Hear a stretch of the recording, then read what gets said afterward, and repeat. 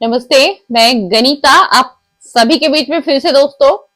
और आज की वीडियो प्लीज पूरी देखिएगा, थोड़ी लॉन्ग बन सकती है क्योंकि वीडियो बहुत इंपॉर्टेंट है। जैसे कि आप सभी जान रहे हैं कि सोशल मीडिया के माध्यम से आपको तरह तरह की न्यूज मिल रही है, खबरें मिल रही हैं, जिसपे कि बहुत असमंजस बना हुआ है कि ये न्यूज रियल है या फेक है, या वाकई में ही कोई वायरस फिर से भारत में आने वाला है या आ चुका है या उसके केसेस आ चुके हैं। तो इसी विषय में HMP वायरस से डरने की आपको कोई जरूरत नहीं है, जो कि आप ये वायरस चाइना में फैल चुका है और बहुत ही तेजी से फैल चुका है, और जिसके बारे में तरह तरह की न्यूजें आ रही हैं कि भारत में ये मिला, इतनी संख्या में पेशेंट पाए गए। तो इस वीडियो को प्लीज आप पूरा देखिएगा, और मैं आप सभी से एक रिक्वेस्ट करना चाहूंगी कि इस वीडियो को आप ज्यादा से ज्यादा लोगों तक शेयर कर दें, ताकि लोगों के जो मन में डर और भय पैदा हो चुका है इस वीडियो की वजह से, इस प्रकार की वीडियो की वजह से, क्योंकि सोशल मीडिया पर तरह तरह की वीडियो आ रही हैं कि वाकई में ऐसा कुछ है। और अगर आप भी जानना चाहते हैं कि वाकई में ये इस वायरस से आपको डरना चाहिए या नहीं डरना चाहिए, या फिर आने वाले समय में आपके साथ क्या हो सकता है, क्या कोविड-19 फिर वापस लौट रहा है, क्या कोविड फिर वापस लौट रहा है, काफी लोगों के मन में सवाल है, कहीं ऐसा तो नहीं कि कोविड फिर से वापस लौट रहा हो। तो प्लीज इस वीडियो को पूरा देखिएगा, और मैं आप सभी से एक ही रिक्वेस्ट करना चाहूंगी कि आप सभी इस वीडियो को ज्यादा से ज्यादा लोगों को शेयर करिए, ताकि लोग समझ सके कि ये HMP वायरस से आपको डरना है या फिर नहीं डरना है, और क्या एहतियात आपको बरतने हैं, और आखिर क्यों और कैसे ये चाइना में हुआ। चलिए वीडियो को शुरू करते हैं। मैंने बहुत डीपली एक एक वर्ड्स को नोट्स किया है कि मैं कोई सा भी ऐसा जो मुझे वीडियो में बताना चाहिए, कोई पॉइंट में भूल ना जाऊं, इसलिए मैंने नोट किया है और मैं नोट के अनुसार ही आपको वीडियो बताने जा रही हूं। तो प्लीज ध्यान से सुनिएगा। अगर हम चीन की बात करें, अगर चीन में कोई बच्चा छींकता है तो क्या पूरी दुनिया को जुकाम हो जाएगा? क्या ऐसा पॉसिबल है? ऐसा बिल्कुल भी पॉसिबल नहीं है। तो इस वीडियो को अब आपको समझना है। ह्यूमन मेटोनाई वायरस यानी कि HMP पर हाल की रिपोर्ट से पैदा हुआ डर हमें कोविड-19 की याद फिर से दिला रहा है।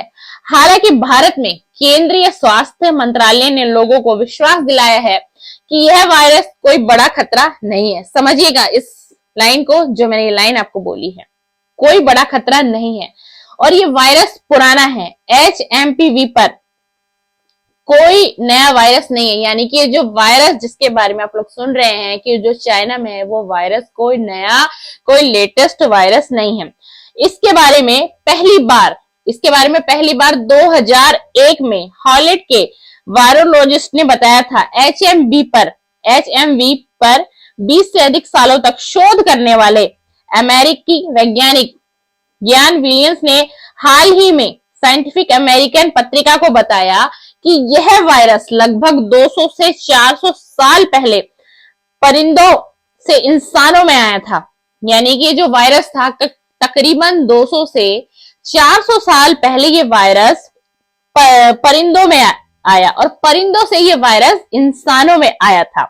प्रतिरोधक क्षमता HMPV का संबंध सांस से है। यह नाक और गले से देह में आता है, और इस वायरस का संबंध सांसों से है। और ये वायरस जो सांसों से फैलता है, ये उसके बाद नाक और गले से आपकी पूरी बॉडी में आता है। ज्यादातर बच्चों में यह 5 साल की उम्र तक आ चुका होता है। यानी कि जो बच्चे 5 साल के हैं उनकी बॉडी को ये बहुत जल्दी कैच करता है। इसीलिए वयस्कों में इसके प्रति कुछ हद तक इम्यूनिटी विकसित होती है। अब ये बच्चों में क्यों आता है ये वायरस? क्योंकि बच्चों का इम्यूनिटी लेवल जो है वो वाकई काफी कम मात्रा में होता है, इसलिए वो बच्चे की बॉडी को घेरता है यह वायरस। कुछ हद तक इम्यूनिटी विकसित हो चुकी होती है, यानी कि वयस्कों में। अमेरिका के टेनेसी में शोधकर्ताओं ने 1976 और 2001 के बीच सांस संबंधी संक्रमणों से पीड़ित बच्चों के सैंपल्स के अध्ययनों में पाया कि 12% यानी कि 12% संक्रमण सिर्फ HMPV के कारण हुए थे। यह आश्चर्य की बात नहीं है कि चीन, भारत, मलेशिया और कजाकिस्तान में इसके अधिकतर मामले बच्चों में देखे जा रहे हैं। इसका जो मामला था वो चीन, भारत और मलेशिया और कजाकिस्तान में जो है ना वो बच्चों में अधिक मात्रा में देखे जा रहे थे। अच्छा, कोविड के बाद अब जब लोग खुलकर घूमने फिरने लगे हैं और बच्चे खेलने कूदने लगे, यानी कि कोविड के बाद जैसे ही कोविड खत्म हुआ तो वाकई में सबको एक अपनी आजादी मिली। लोग घरों से निकले, लोगों ने अपनी जॉब स्टार्ट की, अपने डेली के रूटीन किए, किसी ने अपना बिजनेस जो काफी दिनों से ठप था उसको स्टार्ट किया, कोई अपनी जॉब पे गया। तो यह वायरस इंसानी देह में प्रवेश करने का मौका पा रहा है। पहले इसका पता लगाने के लिए टेस्ट ही नहीं थे। जब आरटी-पीसीआर टेस्ट हैं, वेंडरबिल्ट यूनिवर्सिटी के विलियम शेफनर कहते हैं कि इस वायरस का अब ज्यादा ध्यान दिया जा रहा है, लेकिन यह हमेशा से ही मौजूदा था। कम गंभीर एचएमपीवी से होने वाली बीमारियां कोविड-19 या आरएसवी की तुलना में कम गंभीर होती हैं। इसको दोबारा सुनिएगा कि कोविड एचएमपीवी से होने वाली बीमारियां कोविड या 19 या आरएसवी की तुलना में ये कम गंभीर होती हैं। गले में खराश, खांसी, बहता नाक यानी कि जुकाम बराबर होना और पूरी बॉडी में पेन होना, शरीर में दर्द और थकावट, जैसे हमें लगा कि हमने थोड़ा सा कुछ वर्क किया और हमें बहुत थकावट सी लग रही है। इस प्रकार के जो लक्षण है आमतौर पर 5 से 7 दिनों में अपने आप ही ठीक हो जाते हैं। इस प्रकार के जो लक्षण होंगे इस एचएमपीवी में, इस प्रकार के लक्षण होंगे और वो ऑटोमेटिकली आपके 5 से 7 दिनों में ठीक भी हो जाते हैं और इसके लिए किसी खास इलाज की जरूरत नहीं है। कहा जा रहा है कि इसके लिए किसी खास इलाज की जरूरत भी नहीं है। हालांकि कुछ लोगों को इससे खतरा हो सकता है। इसके साथ ये भी कहा जा रहा है कि हालांकि कुछ लोगों को इससे खतरा भी हो सकता है। जानिए ऐसा क्यों कहा जा रहा है। एक तरफ कहा जा रहा है कि इससे कोई खतरा भी नहीं है और फिर कहा जा रहा है कि इससे खतरा भी हो सकता है। तो आखिर कोई कारण होगा और किन लोगों को खतरा हो सकता है इस वायरस से, वो भी सुनिए, मैं आपको बताऊंगी। इनमें बुजुर्ग और कमजोर इम्यूनिटी, इसमें जो बुजुर्ग वर्ग होता है, जैसे ही इंसान की एज बढ़ने लग जाती है वो एक बुजुर्ग अवस्था में आ जाता है, यानी कि उसके ओवर हो गई, 55 से ऊपर हो गई, 60 से ऊपर हो गई। तो क्या होता है कि इस प्रकार की एज में जो है ना वो हमारा इम्यूनिटी जो लेवल है वो बहुत कम हो जाता है और कमजोर इम्यूनिटी वाले लोग पहले से ही दिल या फेफड़े की बीमारी, डायबिटीज या हाई ब्लड प्रेशर जैसी समस्याएं वाले लोग शामिल हैं। जी डेफिनेटली, जब इस एज में व्यक्ति आ जाता है, चाहे वो महिला हो या चाहे वो पुरुष हो, तो जाहिर सी बात है किसी को दिल की भी कोई बीमारी होती है, यानी कि कोई हार्ट पेशेंट होता है, किसी को शुगर होता है, किसी को हाई बीपी की प्रॉब्लम होती है, किसी को थायराइड होता है।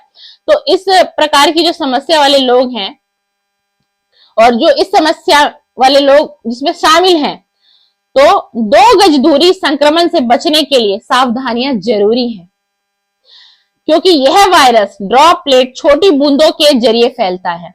फिलहाल इस बात के कोई सबूत भी नहीं है कि यह वायरस हवा के जरिए फैलता है। इस बात का कोई पुख्ता सबूत भी नहीं है कि जो एचएमपीवी वायरस जिसका आप सुन रहे हैं कि एक हवा के माध्यम से फैलता है, ऐसा भी कोई निश्चित नहीं है।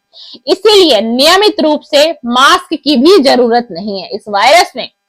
अगर ये वायरस फैलता है या फैल रहा है, फिलहाल तो ऐसा कुछ भी नहीं है, बट अगर ऐसा कुछ समय पश्चात अगर ऐसा होता है तो उसमें भी आपको मास्क की जरूरत नहीं है। जैसा कि कोविड-19 में मास्क के बिना बिल्कुल भी अलाउड नहीं था, प्रत्येक व्यक्ति को, प्रत्येक बच्चों को, प्रत्येक बुजुर्ग लोगों को। हालांकि ड्रॉपलेट का फैलाव नजदीकी और बंद जगहों जैसे बसों और ट्रेनों में हो सकता है। ऐसी जगहों पर मास्क उपयोगी सुरक्षा प्रदान कर सकता है। जहां पर बसें हो, ट्रेनें हो, क्योंकि वहां ज्यादा भीड़ भाड़ का एरिया आ जाता है, वहां मास्क लगाने की आवश्यकता हो सकती है। इसके बारे में ये कहा जाता है। अब दवा के बारे में सुन लीजिए। फिलहाल एचएमपीवी के इलाज के लिए कोई खास दवा या वैक्सीन नहीं है। ये जो एचएमपीवी का वायरस आप सुन रहे हैं इसके बारे में सोशल मीडिया पे, हर न्यूज में, तो इसके बारे में आपको बताना चाहूंगी कि इसके लिए कोई खास दवा या वैक्सीन नहीं है। एक लाइव इनएक्टिवेटेड वायरस वैक्सीन पर काम चल रहा है। इसके प्रभाव और सुरक्षा का परीक्षण किया जाएगा, लेकिन बच्चों में संक्रमण की हल्की प्रकृति और वयस्कों में पहले से मौजूद इम्यूनिटी को देखते हुए वैक्सीन की जरूरत शायद ना हो।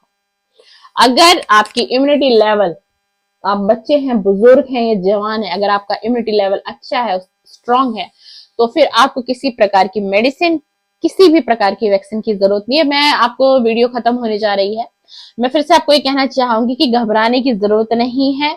और मैं सभी से रिक्वेस्ट करना चाहूंगी, जिस तरीके सरकार ने भी एक अपील की है कि इस वायरस को लेकर के कोई भी अफवाह सोशल मीडिया के माध्यम से किसी भी तरीके से ना फैलाएं, तो बिल्कुल निश्चिंत रहिए। ये वायरस ना अभी भारत में है और ना अभी तक आया है, और ईश्वर करे कि भारत में इसके केसेस भी ना मिले। कुछ केसेस आए थे जिसके बारे में भी ये कहा गया था कि इसके केस भारत में यहाँ पाए, 1 से 2-3 केस मैं कहती हूँ आए हैं, मैं ये नहीं कहूंगी कि नहीं आए हैं, लेकिन कोई भी घबराने की आपको आवश्यकता नहीं है।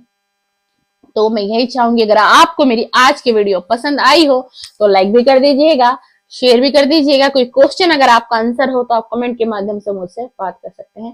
और बहुत बहुत शुक्रिया, आप अपना इतना कीमती समय निकाल के मेरे चैनल पर विजिट करने आते हैं, गनीता राय के चैनल को देखते हैं। और अभी तक मेरे दोस्त आपने मेरे चैनल को सब्सक्राइब नहीं किया है तो कोई इस तरीके की जानकारी, कुछ इस तरीके की वीडियो अगर आप चाहते हो तो मेरे चैनल को भी सब्सक्राइब करते जाइए।